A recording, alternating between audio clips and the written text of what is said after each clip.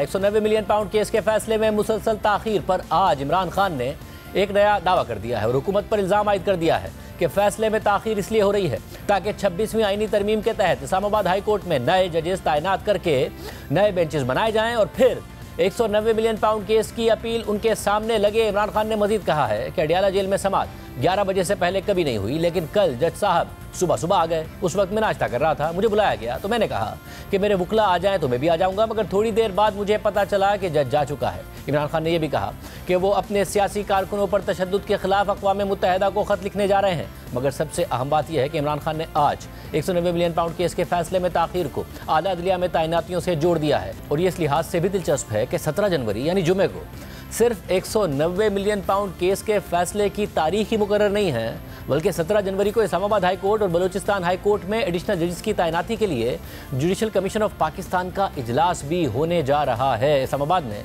जजेस की 4 असामियों के लिए 19 नाम सामने आए हैं। ये नाम chief justice Islamabad high court और जुडिशल कमीशन के अरकान ने पेश किए हैं, जिनमें इमरान खान के खिलाफ इलेक्शन कमीशन के तोशाखाना केस में सज़ा सुनाने वाले जज हुमायूं दिलावर के साथ साथ इस वक्त तोशाखाना केस 2 की समाअत करने वाले जज शाहरुख अर्जुमन के नाम भी शामिल हैं। शाहरुख अर्जुमन ने आज भी तोशाखाना केस 2 की समाअत की है। इसके अलावा जब इद्दत केस के फैसले के खिलाफ इमरान खान और बुशरा बीबी ने सेशन कोर्ट में अपील की थी तो शुरू में जज शाहरुख अर्जुमन ने ही अपील पर समाअत की थी और उन्होंने फैसला भी महफूज कर लिया था। मगर फैसले के दिन खावर मानिका के एतराज़ और हंगामे के बाद जज शाहरुख अर्जुमन केस से अलग हो गए थे और फिर बाद में जज अफजल मजूका ने इमरान खान और बुशरा बीबी को केस से बरी कर दिया था।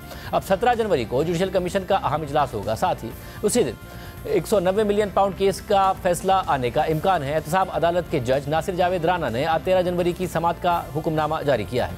तहरीरी हुक्मनामे के मुताबिक सुप्रिटेंडेंट जेल के जरिए इमरान खान को तलब किया गया ताकि फैसला सुनाया जा सके, मगर उन्होंने आने से इनकार कर दिया और मौक़िफ़ इख्तियार किया कि जब तक शरीक मुल्जिमा बुशरा बीबी, उनके वकला और फैमिली के अरकान अदालत नहीं पहुँचते वो कमरा अदालत में नहीं आएंगे। 8:30 से 10:30 बजे तक 2 घंटे इंतजार करने के बावजूद मुल्जिमान की तरफ से कोई पेश नहीं हुआ, इसलिए एक मुख्तसर तारीख दी जाती है। अब 17 जनवरी को फैसले की तारीख मुकर्रर की जाती है। फरीक़ैन को आइंदा समाअत पर हाज़िरी यकीनी बनाने की हिदायत की जाती है। आज अडियाला जेल में तोशाखाना केस 2 की समाअत के बाद इमरान खान के वकील फैसल चौधरी ने बताया कि इमरान खान ने कल एहतसाब अदालत के जज की बातों का जवाब दिया और यह भी कहा कि जेल में कभी भी 11:30 बजे से पहले ट्रायल शुरू नहीं होता।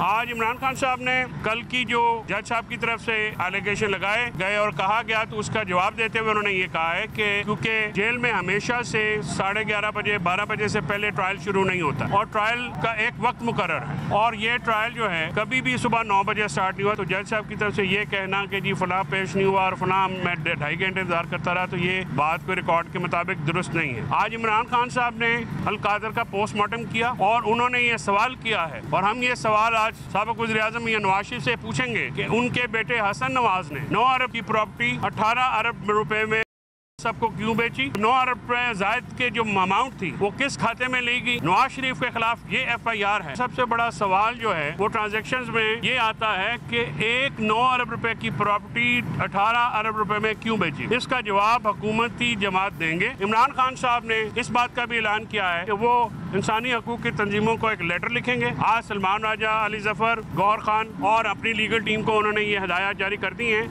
यही इल्ज़ाम आज इमरान खान से मुलाकात के बाद अलीमा खान ने भी दोहराया कि इमरान खान ने ये बातें कही हैं। इसका मसला ये था जो इमरान खान आज फिर से बता रहे थे कि ने रिश्वत दी थी हसन नवाज को, और वो कैसे दी थी कि उसकी कोई जो भी अपार्टमेंट उन्होंने लंदन में हसन नवाज की खरीदी वो उन्होंने कोई 2 या 3 गुना ज़्यादा उसकी कीमत अदा कर दी। इसका मतलब ये रिश्वत के पैसे थे और लिए किसने? हसन नवाज ने। और इसके लिए नवाज शरीफ को जवाब देना चाहिए कि क्यों दी गई वो रिश्वत। नवाज शरीफ उसका जवाब दे भी नहीं है कि उसने रिश्वत क्यों ली थी।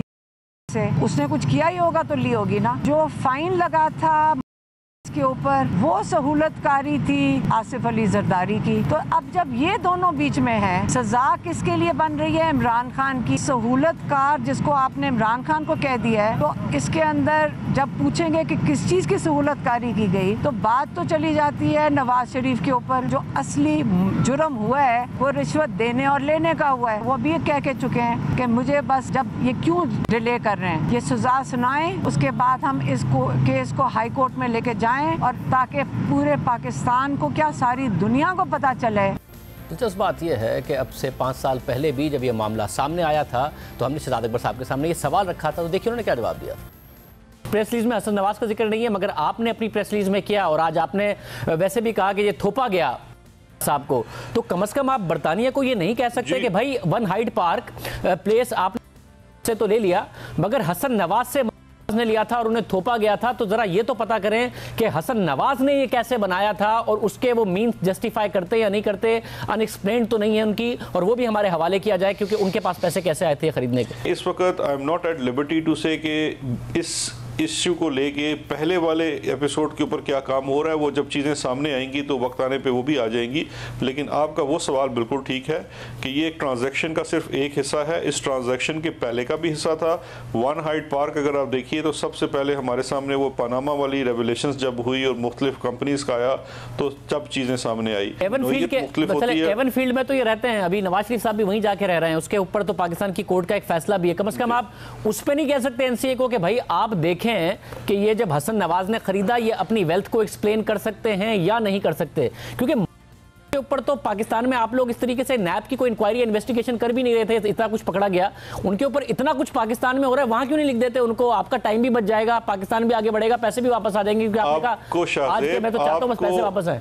आपको किसने कह दिया कि हम ये परसू नहीं कर रहे? इसके बाद भी तकरीबन 2.5 साल तक इमरान खान की हुकूमत रही मगर कुछ नहीं किया, और अब 5 साल बाद दोबारा ये इल्ज़ाम लगा दिया। मगर दिलचस्प बात यह है, अगर ये सारी बातें इमरान खान साहब को पता थी तो उसके बावजूद क्यों उन्हीं प्रॉपर्टी टाइकून के साथ उन्होंने डील करने के बाद काबीना को भी अंधेरे में रखते हुए उससे दस्तखत कराए और फिर उन्हीं से एक ट्रस्ट बनाने के लिए 450 कनाल की ज़मीन ली और करोड़ों रुपए लिए। अगर ये पता था कि वो नवाज शरीफ साहब को रिश्वत दे चुके और फिर उसके बाद कार्रवाई क्यों नहीं की, हालांकि हुकूमत रही। दूसरी जानिब आज इमरान खान की अहलिया बुशरा बीबी मुख्तलिफ केसेस में इस्लामाबाद की अदालतों में पेश हुई। डी चौक एहतजाज के दौरान रेंजर्स एहलकारों को गाड़ी से कुचलने के केस में उनका इंसदाद दहशतगर्दी की अदालत के जज ताहिर अब्बास सिपरा के साथ दिलचस्प मुकालमा भी हुआ। दौरान समाज जज ने बुशरा बीबी से कहा कि थोड़ा वक्त लग गया है लेकिन कानूनी तकाजे पूरे किए गए हैं, तो इस पर बुशरा बीबी ने जवाब दिया कि कोई बात नहीं, हमारा अदालतों से एतमाद उठ गया है। तो जज ने उनसे मुकालमा किया कि नहीं, ऐसा नहीं है, हर जगह से एतमाद नहीं उठा, जस्टिस सिस्टम जैसा भी चल रहा है अगर ख़त्म हो गया तो सोसाइटी ख़त्म हो जाएगी।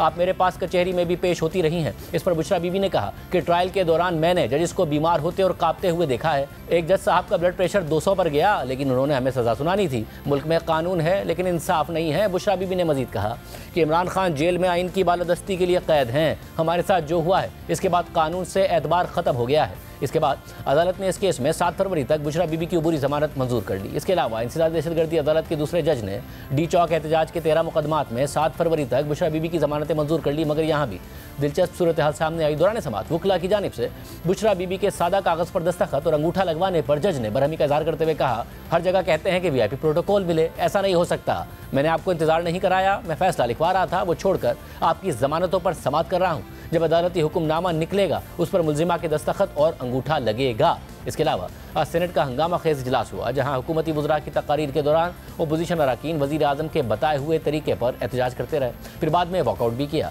अपोजिशन लीडर शिबली फराज ने अपनी तकरीर में कहा कि 190 मिलियन पाउंड केस का हुकूमत से कोई ताल्लुक नहीं था। अल-कादिर यूनिवर्सिटी और 190 मिलियन पाउंड, तासुर ये दिया जाता है कि 190 मिलियन डॉलर खान साहब के अकाउंट में गए हैं, उसमें हुकूमत का कोई ताल्लुक नहीं था। NCA की कंडीशन है कि इस एग्रीमेंट को पब्लिक ना किया जाए। कैबिनेट ने उसको ओके कर दिया। जॉइंट रिस्पॉन्सिबिलिटी होती है। अगर ऐसा है तो फिर खान साहब पे सिर्फ केस नहीं बनता था, पूरी कैबिनेट पे बनता था। हमें नहीं समझ कि आप मुल्क को किस तरफ ले जा रहे हैं। आप ले जा नहीं सकते क्योंकि आपके पास जेन्युइन मैंडेट नहीं है। इसके बाद हसन इकबाल ने शिबली फराज को जवाब दिया और कहा कि चोरी के पैसे से मस्जिद बनाने वाला भी चोर है। इस दौरान अपोजिशन अरकान शोर शराबा और एहतजाज करते रहे।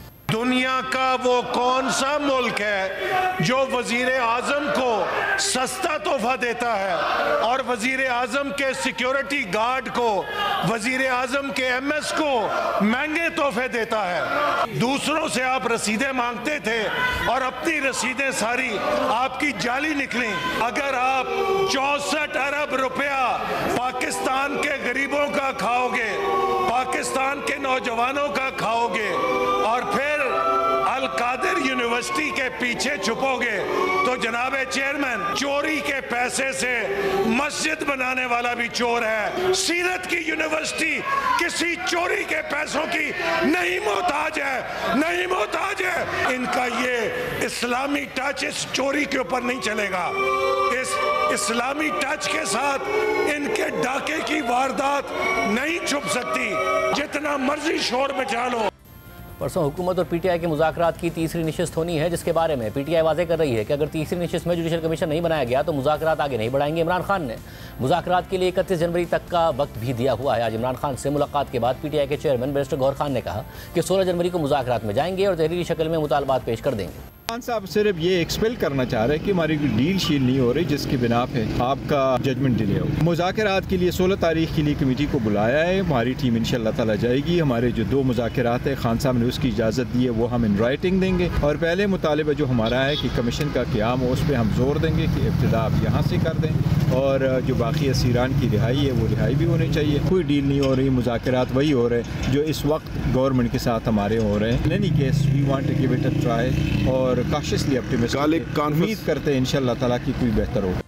मगर वज़ीर दिफा ख्वाजा आसिफ मुसलसल मुज़ाकरात और तहरीक इंसाफ की नीयत पर सवालात उठा रहे हैं। कल कौमी असम्बली में तकरीर करने के बाद जियो न्यूज़ से भी बात करते हुए उन्होंने कहा कि मैं तो दुआ गो हूँ कि मुज़ाकरात कामयाब हो जाएंगे, मगर पीटीआई ने मुज़ाकरात कामयाब नहीं होने दी।